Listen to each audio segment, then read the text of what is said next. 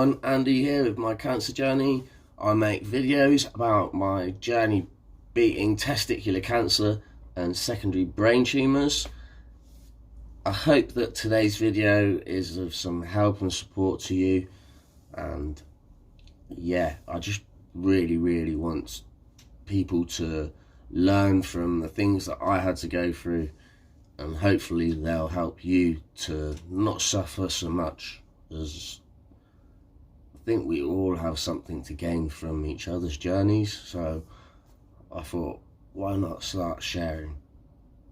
Today I'm going to continue with my vlog talking about fertility after cancer and just the whole experience of going through being told that I couldn't have kids. It's a mind-blowing thing in an already mind-blown place. So I thought this is a good one to share because it turns into a positive at the end. I just really feel that I need to share this part of my journey because to me it's just, there's so much to be taken from it. Really hope that today's video helps one of you find hope again. Let's get straight into it. So I ended up having to put all of my energy into focusing on fighting the cancer after getting told about the brain tumours. I didn't even think about children really. It was only when I got told about my brain tumours properly by the oncologist, that I had 2 weeks to live if I didn't do anything, and we could try this option but we weren't sure whether it would work. And then they took me into another room and asked me if I was okay with my partner using my sperm to have my children if I died, which blew my head away. That was the only time that it came into my head, and that was because someone raised it, and then it just went straight away because I was trying to think about staying alive at this point. So from getting diagnosed, I always knew in the back of my head that there was a possibility that I couldn't have children the normal way. I always used to say to myself, it's okay, one day you'll meet the right person and they'll understand and they'll be happy to try having a child any way possible. So I just sort of reinforced myself with that, but with everything else that was going on, I found it very easy to not focus on that and just lock it away in the back of my head.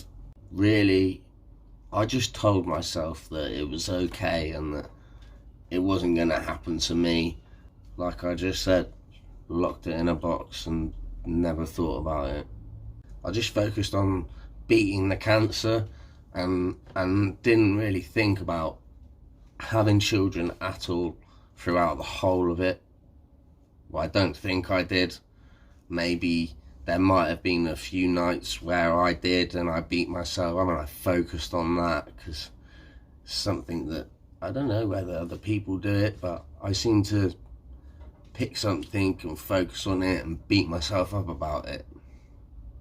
Whilst having the treatment, I found out that I was going to be an uncle, and that sort of made me accept that I wasn't going to have children a bit better. And I put all of my effort into thinking I'm going to be the best uncle ever. I'm going to be like the super uncle, and that'll make everything okay and I'll be fine just being an uncle. Deep down though, I think I knew that one day I was desperate to be a dad. To be honest, I just had to focus on beating this cancer. I didn't have time to think about fertility and things like that. It was the last thing I was thinking about. I was thinking, I've got to beat this cancer. You know, I didn't even think about that was going to happen really. So after beating the brain tumours, I found out that the treatment that I'd had, the chemotherapy, had been so intense on my body that any chance I did have of possibly being able to have children naturally, the chemotherapy had killed that. There was no chance that anyone should have been able to have kids after that chemotherapy. So I accepted, that's it, no children for me. I started to feel like I was less of a man, and that who's going to want someone who can't give them children? Everyone wants to start a family and get married and stuff, and that was something that I couldn't give. So I'd see other men as better than me because they could give more to a woman than me. So why would a woman want to be with me when they can be with them? It was a spiral that had been going on for a long time. I just hadn't seen it. To be honest, there was a huge part of me that was so overwhelmed that I'd beaten the cancer and that I was gonna live. I was alive and I'd beaten it. I was in remission, that I didn't really think that much about not being able to have kids. I just started to accept that this is my life, I need to just get on. And I started to do more positive things with my life and just take back control of my life after everything that had gone on. No control, being in a bed. I started to live again and do things and meet people, and that was my focus. I'd pushed that I can have a child to the back of my head and locked it away and not dealt with it or accepted it or spoken to anyone about it. But really, it was eating me away. I just didn't know what was going on with me. I was so messed up in here.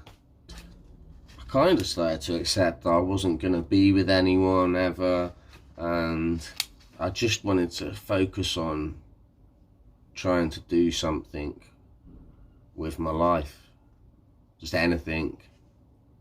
So whilst doing that, I ended up meeting this amazing girl, and we spoke about how I couldn't have kids, and we talked about the other ways that you can have kids, and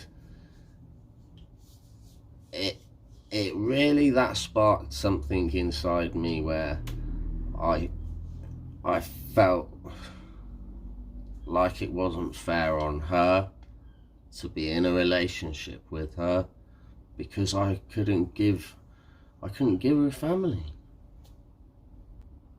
I started to think to myself, when the relationship got more serious and really felt like I wanted children, so did she, I think, just telling myself that if it's meant to be, it's meant to be, and we will have a family somehow, someday, so it'll all work out okay if it's meant to be.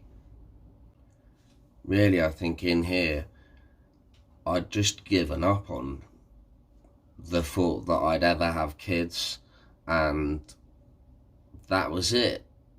But I'd locked it away. I didn't know this. I couldn't see it. I had the feelings. I was hurting. I lost. But I had this amazing person who was willing to take me as I am.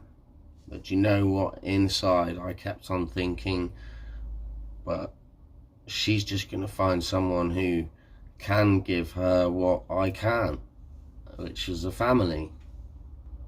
I'm going to leave it here for today, because the next video is going to be talking about how things took the biggest change and turn in you could possibly imagine, and that's what the whole point of these videos are.